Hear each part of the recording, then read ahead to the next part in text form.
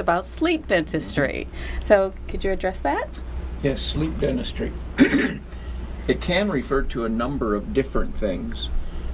What we think of, if you see a billboard that says sleep dentistry provided, you think, you're going to go in there and probably have some kind of medication, and then you're going to doze off and you'll wake up and things were taken care of, and now you go home and you feel better. Usually you have a driver. There are all different levels of what's called sedation dentistry, or sedation in dentistry. There are different levels of it. Another thing that you could think of is if you go to the hospital and have a surgery and there's general anesthesia and you're put to sleep and they have an anesthesiologist available and your heart and lung functions are being monitored and supported if you need it. So there's some extremes. Another type of sleep dentistry more commonly would be if you take a certain type of a pill. Usually they'll tell you what color the pill is on the billboard. Red or blue? Perhaps.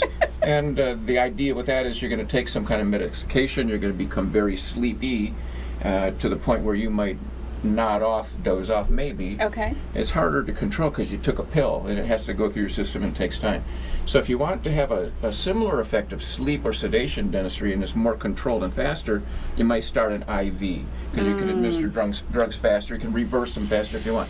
Now we're talking about a different level of care. Yeah, right. Some people cringe at the thought of even having that administered. Yeah. Other people don't care. They say, okay, go ahead and sedate me, Like, okay, and that's fine, but everybody has a different way of looking at it, a different choice, different option. You have to go to a center that's certified also in those kind of sedations. Okay. A very simple sedation would be nitrous oxide, which is the laughing gas. I was talking about it a little earlier. Which is the one I want to try. There's a reason they call it laughing gas.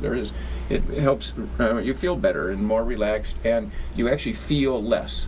If you haven't had laughing gas yet, it's worth trying sometime, just to see what the effect is on you.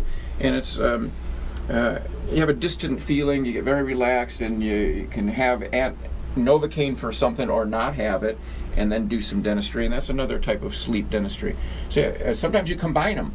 You can have a pill plus the laughing gas. There are different ways to do things depending on what you want. Okay. So if you see a sign that says sedation dentistry or sleep dentistry, you have to find out what kind that is and if that's for you. Okay. I do not offer the IV sedation. I used to do dental implant surgeries years ago for 20 years. I don't do that now, and I don't offer that type of sedation in my office.